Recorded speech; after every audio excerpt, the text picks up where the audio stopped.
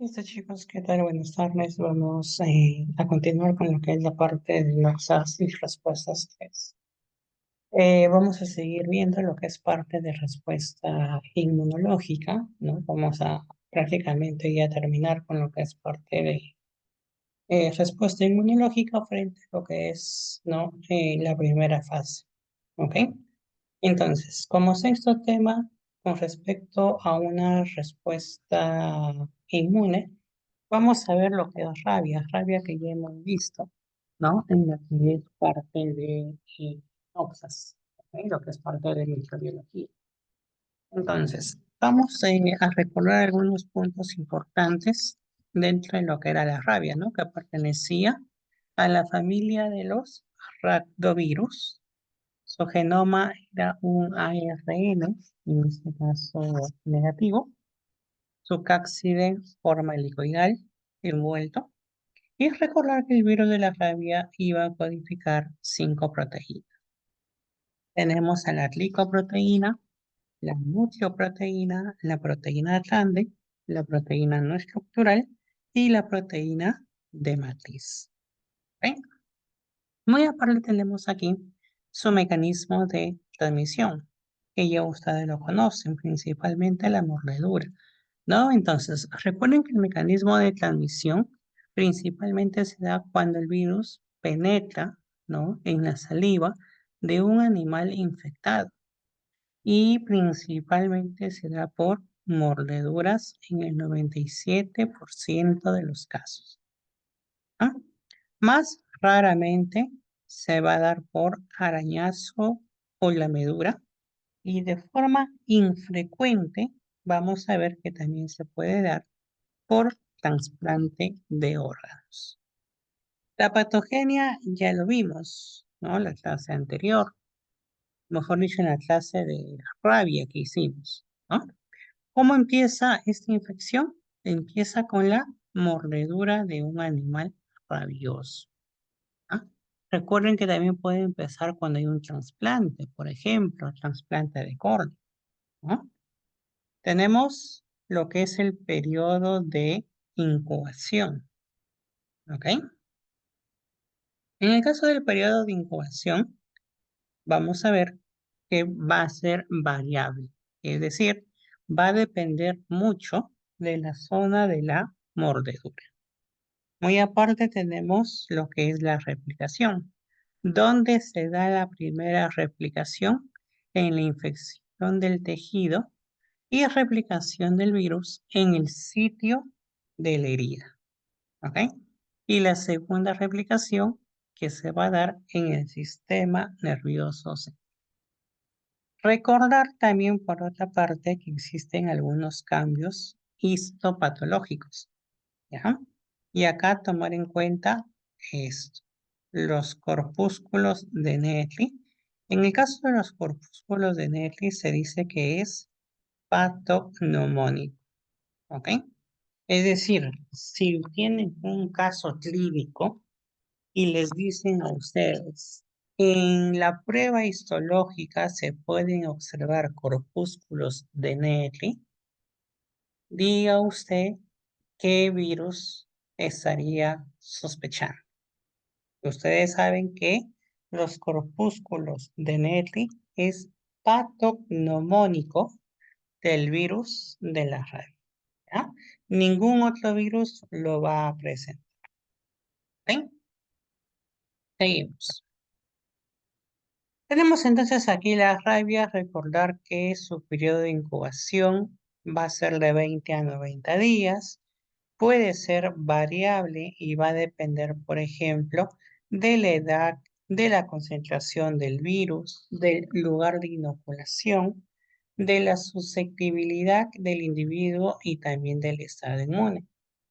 La segunda fase presenta un periodo prodrómico, es decir, paciente va a presentar malestar general, fatiga, cefalea, dolor de garganta o abdominal, diarrea, fiebre, vómito, náuseas, escalofríos. Puede presentar picazón, ardor, entumecimiento en área afectada. ¿Listo? Vamos a encontrar también algunos cambios en el comportamiento. Vamos a ver que estos pacientes pueden ser agresivos, irritables, nerviosos. Inclusive pueden ser pacientes con depresión e insomnio. Y la tercera fase se divide en dos, ¿no? Podemos encontrar una rabia furiosa que va a durar de 2 a 24 días, es la más frecuente, pero también tenemos la rabia paralítica, muda o tranquila, ¿ok? Donde encontramos síntomas paralíticos que inician en el lugar de la mordida, ¿ok? Es menos agresiva la enfermedad y sobre todo se da en personas infectadas por mosquitos. ¿Eh? Esta rabia paralítica, muda o tranquila se ve en el 5 o 10% de los casos. Y la cuarta fase es el periodo terminal o el periodo de coma. ¿Qué significa? Que 4 a 10 días después que se inicia lo que son los síntomas por un virus de la rabia, podemos encontrar un aumento de un deterioro progresivo del sistema nervioso central. En este caso, ya no sirven las terapias intensivas. Los pacientes pueden presentar un paro respiratorio o alguna otra complicación e inclusive pueden llegar a lo que es la muerte. ¿Listo? Entonces, ¿cómo nosotros vemos lo que es la parte de la patogenia? Vamos a ver en estos casos la inoculación. Cuando hablamos nosotros de inoculación, vamos a ver cómo este virus ingresa, es decir, su puerta de entrada, ¿no? El cual puede ser de tipo transcutánea, es decir, por una mordedura, por un arañazo, puede ser epidérmica, por contacto de saliva con excoriaciones, puede ser también de tipo digestivo. Encontramos ahí animales carnívoros, ¿ok? Vacunas de administración oral o parte respiratoria cuando encontramos inhalación de aerosoles o por trasplante de córnea, disculpen, trasplante de órganos, el más frecuente, el trasplante de córnea. Otro punto es la replicación. Recuerden que primero se da en el músculo estriado, ¿ok? Y donde hay mayor carga viral, es decir, en el lugar de la mordedura. Luego se da en el ganglio espinal posterior, es decir, lo vamos a encontrar una segunda replicación en el sistema nervioso central. Luego tenemos la translación centrípeta, es decir, hay una invasión de neuronas centrales. Podemos encontrar al uso neuromuscular, nervios periféricos, ganglio espinal posterior, metámera medular y el encéfalo. Y también tenemos la traslación centrífuga, es decir, hay invasión de las neuronas periféricas. Entonces, vemos que en este caso se da a través del axón o por contigüidad y vemos que el virus se localiza en las neuronas de córnea, piel, páncreas, miocardio, glándulas salivales, entre otras.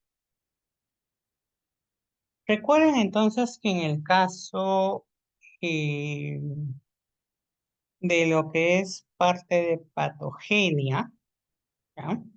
Recuerden que todo empieza en la mordedura, ¿ok? Ahí es donde empieza la inoculación de lo que es este virus, ¿ok? Allí va a empezar todo, ¿ok? ¿Qué más vamos a ver? Que hay una replicación en lo que es parte del músculo, ¿no? En el lugar de la mordedura y luego la replicación a nivel del sistema nervioso central. ¿Ok?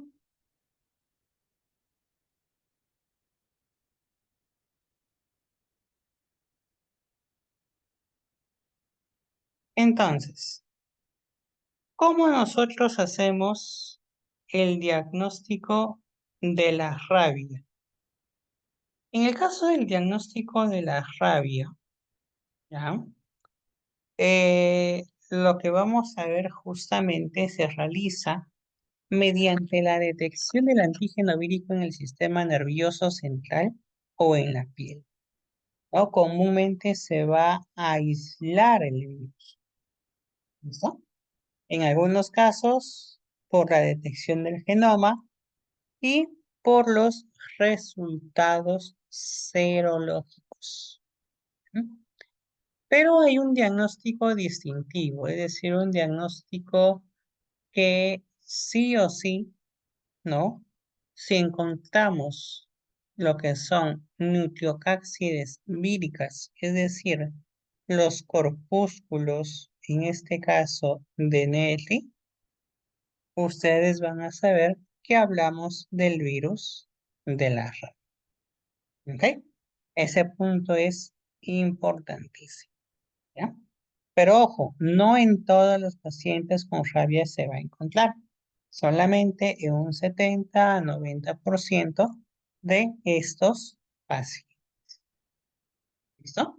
Entonces, recordar ese punto. Si ustedes ven corpúsculos de Netri, netamente siempre virus de la rabia. ¿Ok? Es un punto importante a tomar en consideración. Otras técnicas que se pueden utilizar es el antígeno, ¿no? Utilizando técnicas de inmunofluorescencia mediante el PCR, por ejemplo, o algunas pruebas, ¿no? Que muestras, ¿no? A nivel de la saliva, suero, líquido raquídeo, material de biopsia cutánea de la nuca, por ejemplo, ¿ya? Pero también se puede cultivar e inclusive podemos ver títulos de anticuerpos de rabia en el suero y en el líquido cefalorraquídeo. ¿Ok? Es decir, mediante la inhibición de fluorescencia. ¿Listo? Entonces, tenemos en este caso algunos posibles diagnósticos. Ahora, hay tipos de muestra. Tenemos el diagnóstico de rabia post-mortem. Principalmente se va a dar en el cerebro, cerebelo o médula, y el diagnóstico de rabia in vivo y en humanos, ¿ok? Que netamente se da en el suero, a nivel de la saliva, líquido cefalorraquídeo, biopsia de piel de nuca. Recordar que el diagnóstico de la rabia también presenta técnicas de rutina. La inmunofluorescencia directa dura 3 días, las pruebas biológicas 28, ¿no? Y muchas veces los resultados, ¿no? Se envían, ¿no? O se pueden obtener en página. Aquí tenemos un flujograma de atención de personas mordidas y del animal mordedor, ¿ok? Si el animal mordedor es conocido, ¿ya? Comúnmente se hace un control del animal por 10 días y posteriormente se da de alta, ¿no? Pero si el animal muere, se envía muestra a un laboratorio referencial. Ojo, si hay una mordida, nunca se va a matar al animal, ¿ok? Nunca se mata al animal. Siempre se esperan los 10 días y se da de alta. Y si en el transcurso de esos 10 días el animal muere, se va a realizar, ¿no? La prueba mediante laboratorios referenciales, ¿ya? Obviamente que esta persona que ha sido mordida debe denunciar y debe registrar la mordedura, ¿ok? y obviamente acudir al servicio médico, ¿ya? Por si en este caso se registra la vacunación y obviamente el control del tratamiento. Vamos a encontrar aquí la atención de la persona expuesta al virus rábico, que principalmente se da, ¿no?, por un tratamiento de heridas, la clasificación de la exposición y el tratamiento antirrábico específico. Entonces, principalmente el específico consiste en la administración de suero, vacunas antirrábicas o solo de vacunas. ¿Listo? La indicación va a depender mucho del tipo de exposición y solamente existen dos tipos, si es leve o si es grave. ¿Ok? Entonces, comúnmente la vacuna va a ser muy importante para el tratamiento antirrábico específico. Ahora, en algunos casos van a colocar el suero antirrábico, pero hay reacciones inmediatas. Por ejemplo, puede producir un shock anafiláctico. Paciente con hormigueo, palidez, disnea, edema, exantema e hipotensión. Y en el caso de las reacciones tardías, la enfermedad del suero, es decir, paciente empieza con fiebre, exantema, altalgias, adenopatías y el fenómeno de Artus, paciente con dolor, tumefacción o rubor y escaras o necrosis. ¿Listo? Entonces, ¿cómo manejamos estas reacciones adversas por lo que es este suero? Y es shock anafiláctico, se permeabiliza la vía aérea, se coloca adrenalina por vía subcutánea, 0,5 mililitros, y se va a repetir cada 5 o 10 minutos hasta 3 veces. ¿Ok? También en algunos casos pueden utilizar adrenalina endovenosa, corticoides, antihistamínicos y un tratamiento de soporte. En el caso si hablamos de enfermedad del suero, principalmente utilizamos antihistamínicos, antipiréticos y analgésicos, mientras que en el fenómeno de Artus, antihistamínicos y analgésicos. ¿Cuáles son algunas recomendaciones durante la vacunación antirrábica? No abandonar el tratamiento indicado, no realizar deportes u otra actividad física, ¿no?, que demande esfuerzo físico netamente, evitar la ingestión de alimentos condimentados, evitar ingestión de bebidas alcohólicas, no fumar, no someterse a cambios bruscos de temperatura y no usar corticoides. ¿Ok? Son algunas recomendaciones durante este tipo de vacunación. ¿Listo? Entonces, ahí tenemos lo que es el virus de la rabia.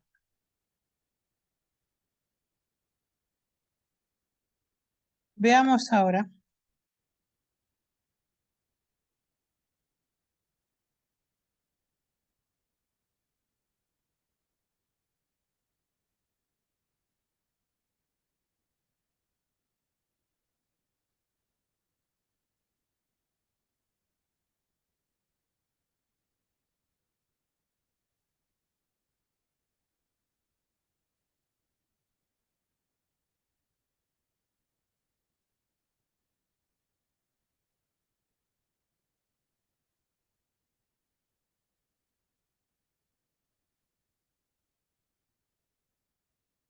listo. A ver, veamos ahora lo que es la influenza.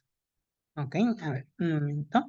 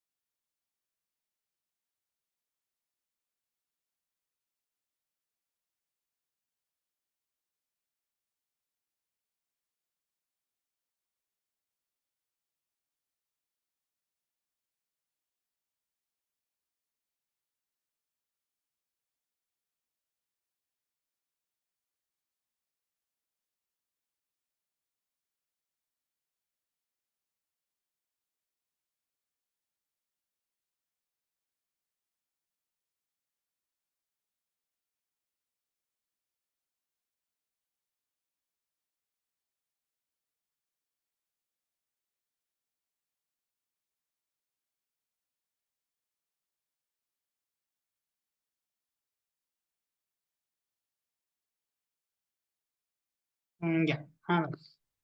Tenemos entonces aquí lo que es parte de la influenza, ¿ok? Entonces, también hemos visto influenza en lo que es parte de microbiología, ¿no?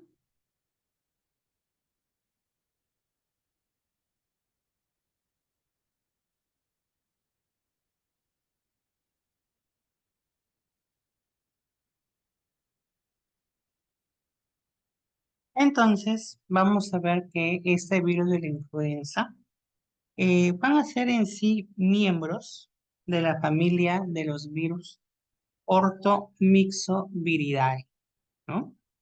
Y obviamente, como hemos visto en clase de microbiología, ¿no? Va a producir patologías conocidas como la gripe en el caso de los humanos, ¿no? Un punto importante de esto del virus de la influenza, netamente, era que iba a presentar, ¿no? Algunas proteínas, ¿no? Incluyendo dos importantes antígenos de superficie. En este caso, hablamos de la hemaglutinina y la neuroamilasa. Vamos a ver, por ejemplo, que este virus de la influenza va a tener numerosa codificación, ¿ok? Y va a depender mucho de la designación y de los segmentos de ARN del virus de la influenza. Entonces, principalmente los dos más importantes será el número o el segmento del genoma número 4 y el número 6.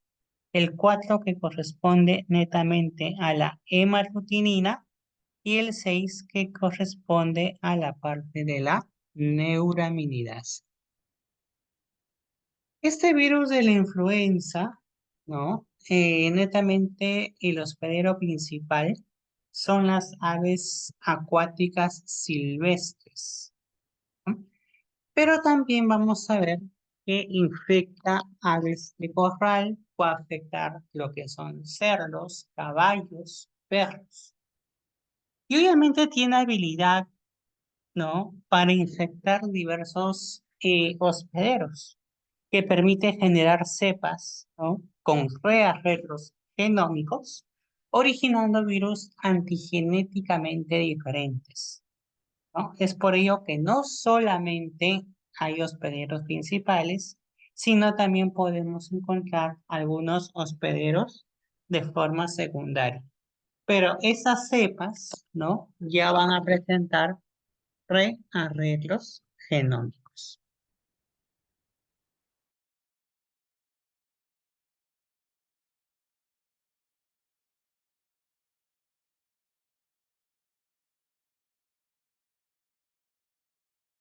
Listo, entonces, vamos a encontrar nosotros, ¿ya? Algunos subtipos dentro de este virus.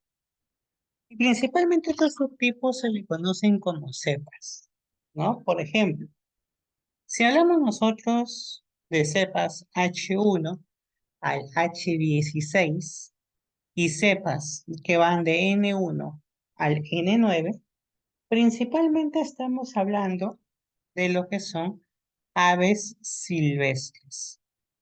Si hablamos nosotros de cepas H17, H18, N10 y N11, hablamos de cepas, pero que se relacionan a los murciélagos.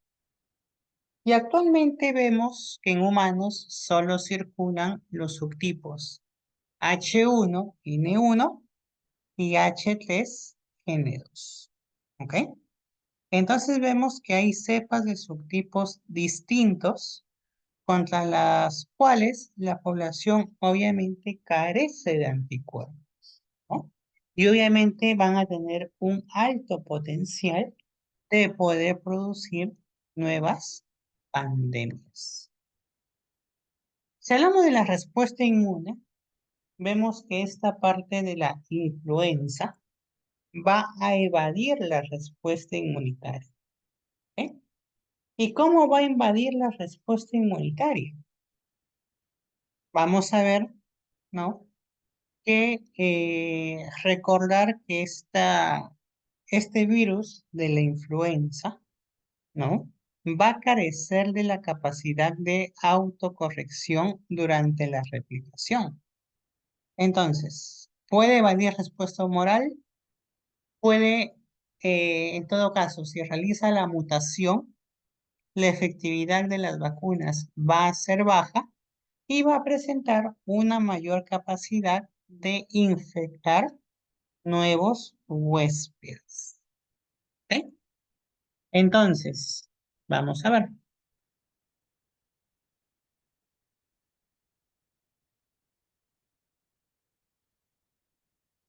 Tenemos entonces, ¿ya?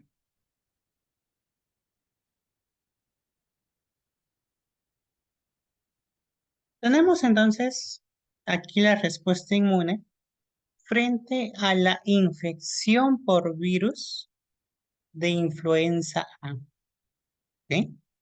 Y vamos a ver, principalmente, ¿ya? Principalmente, eh, va a iniciar esta respuesta cuando el virus va a infectar células epiteliales. Pero recuerden que estas células epiteliales van a estar localizadas en el tracto respiratorio, induciendo entonces de interferón, por ejemplo, tipo 1, citocinas proinflamatorias, quimiosinas e icosanoides, ¿no? Muy aparte también tenemos interferones de tipo 1, alfa y beta, producidos por células epiteliales, macrófagos, neumocitos, células dendríticas, ¿no? Plasmocitoides que van a activar también algunos genes de interferón. ¿Ok?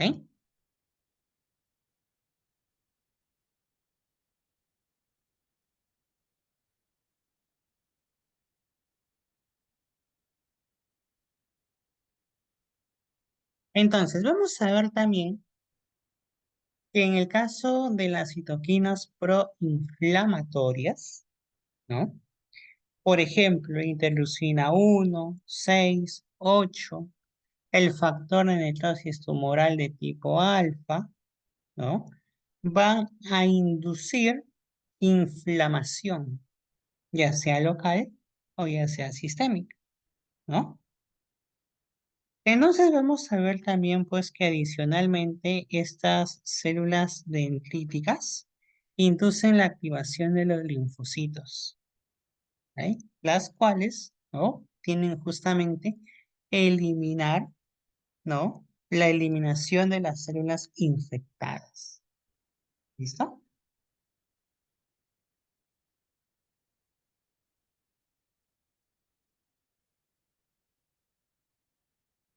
Entonces vamos a ver que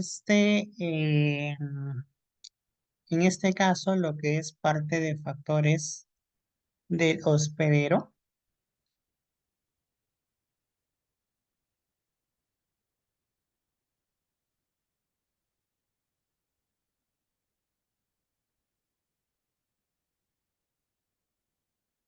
va a depender mucho, ¿no? De lo que eran factores del hospedero y factores virales, ¿ok? Entonces, un momento.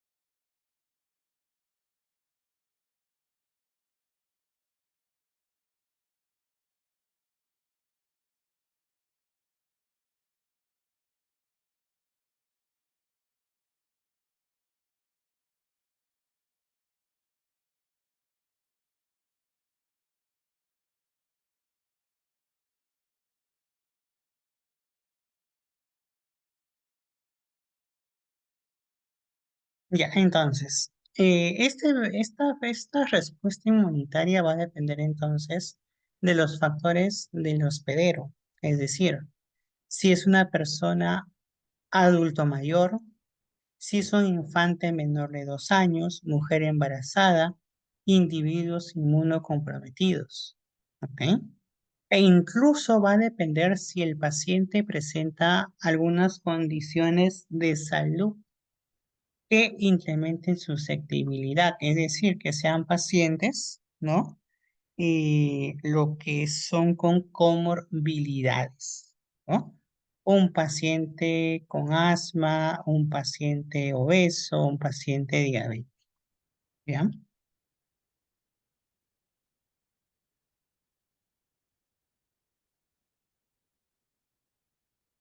Entonces, vamos a ver también que va a depender mucho de los factores virales.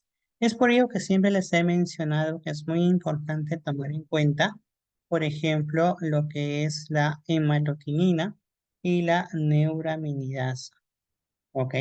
Es por ello muy importante ello. Listo. Y también algunas proteínas que pueden determinar lo que es la parte de la competencia replicativa, ¿ya? Ahora, también el NS1 o la proteína B1 o F2 también van a tener un punto importante con respecto a lo que es la parte, ¿no? De su replicación o cómo van a presentar principalmente la capacidad de inhibir la respuesta humana, la respuesta inmunitaria. Por ejemplo, el NS1 inhibe la respuesta mediada por el interferón. ¿Ok? Entonces, mucho tiene que ver, ¿no? Los factores virales y principalmente estas proteínas con la evasión autoinmune. Aquí tenemos algunos tipos de virus y principalmente recordar que en el 2009, ¿no? La triple H1N1, ¿no? Fue un virus causante de pandemia, ¿no? Era una triple recombinación de segmentos que podían ser aviares, porcinos y humanos, ¿ok?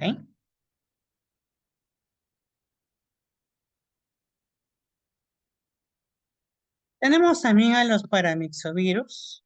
Recordar que tenían un villón esférico compuesto por ARN, es un ARN monocatenario lineal no segmentado. Presenta 6 a 8 eh, proteínas estructurales, ¿no? Y contiene la glucoproteína viral, EH o HN, y presenta lo que es una replicación a nivel del citoplasma. ¿Listo?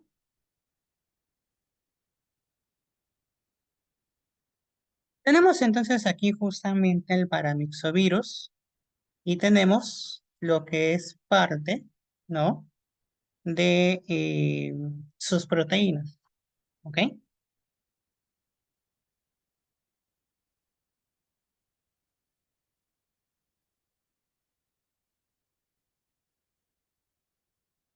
Entonces, es importante recordar aquí, ¿ya? Es importante recordar aquí algunas características, ¿no? Por ejemplo, dentro de lo que es el paramixovirus, encontramos a los respirovirus, que en este caso es el virus de la parainfluenza, por ejemplo, el virus de la parotiditis, el virus del sarampión. Ojo que también podemos encontrar a los neumovirus, que en este caso es el virus sincitial respiratorio, que también lo vamos a encontrar dentro de ese grupo. Factores de virulencia, igualmente los más importantes, hemaglutinina y neuraminidasa, ¿ya? Pero en este caso no son los únicos. Tenemos la proteína de fusión, proteína de matriz, la nucleoproteína, la fosfoproteína y la proteína LAR. En el caso de los paramixovirus, ya recordar que todo su ciclo de replicación va a ocurrir en el citoplasma, ¿ok? Y principalmente lo que va a liberar en el citoplasma es la nucleocápside viral, ¿ya? Entonces, aquí estamos viendo lo que es principalmente el genoma, ¿no? Y vemos que el virus sincitial respiratorio va a ser el virus que va a presentar el genoma más largo de la familia. ¿Ok? Va a presentar el virus más largo de la familia. ¿Listo? Otro punto importante, ¿ya?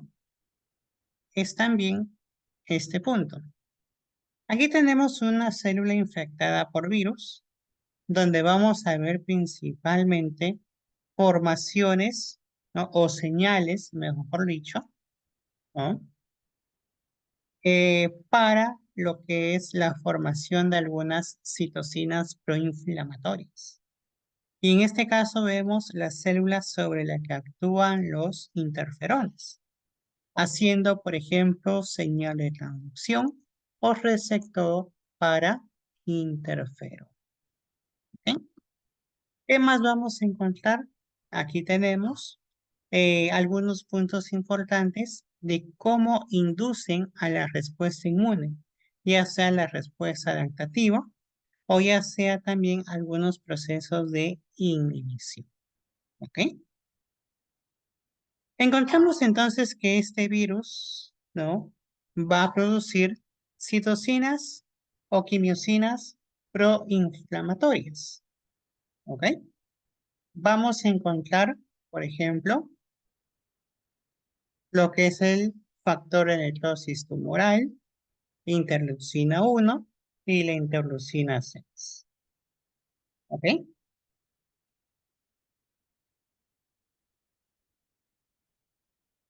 Vamos a encontrar también, por ejemplo, ¿ya?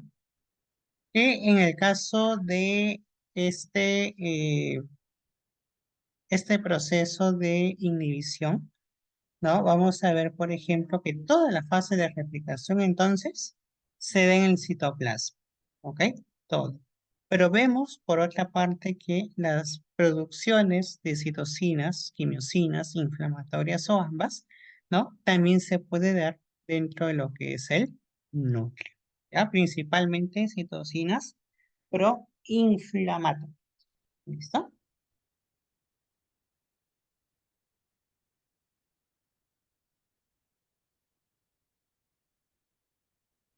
Encontramos también entonces aquí algunas funciones, ¿ya? De lo que es el interferón tipo 1, que principalmente se encarga de la maduración, de la inducción de los linfocitos T citotóxicos, de reclutar linfocitos, monocitos en sitios inflamados, ¿no? Por la inducción de quimiosinas. Y recordar que este tipo 1 interviene tanto en la respuesta inmune innata como en la respuesta adaptativa contra los virus, ¿ya? Entonces, por ejemplo, este es un resumen de las proteínas de cada uno de los virus, pero principalmente tomar en cuenta el virus respiratorio sincitial. ¿Por qué? La proteína P, SH, NS1 y NS2 son los que van a inhibir el efecto del interferón. La proteína G, comúnmente, también la activa, ¿ya? Y también la inhibe. ¿Listo?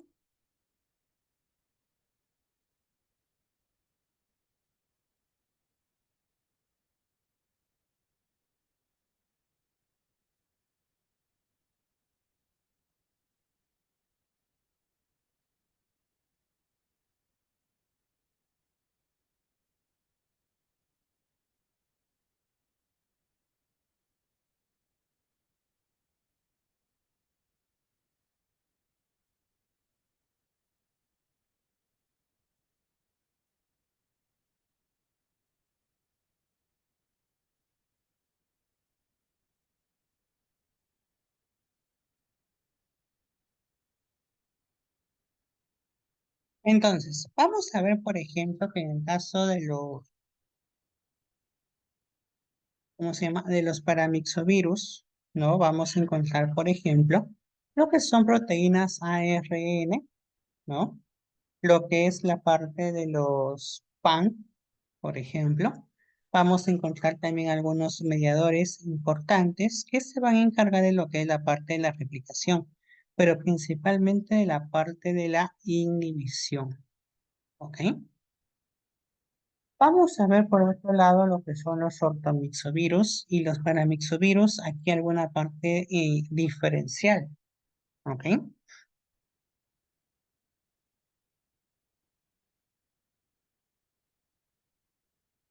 Vamos a ver que en el caso de los ortomixovirus, ¿ya? Su cápside, miren, helicoidal ambas, ¿ok? Ambas tienen virión ARN polimerasa, ambas van a estar envueltas. ¿Cuál es la diferencia? ¿No? Por ejemplo, en la formación de células gigantes, que principalmente se da en el paramixovirus, y obviamente los virus que vamos a encontrar en cada uno de ellos. Por ejemplo, ortomixovirus, influenza A, B y C, y los paramixovirus vamos a encontrar principalmente el virus de la parainfluenza y el virus sincitial respiratorio, que es los más importantes. Hay entonces aquí algunas diferencias, ¿no? Y también en el caso de los segmentos.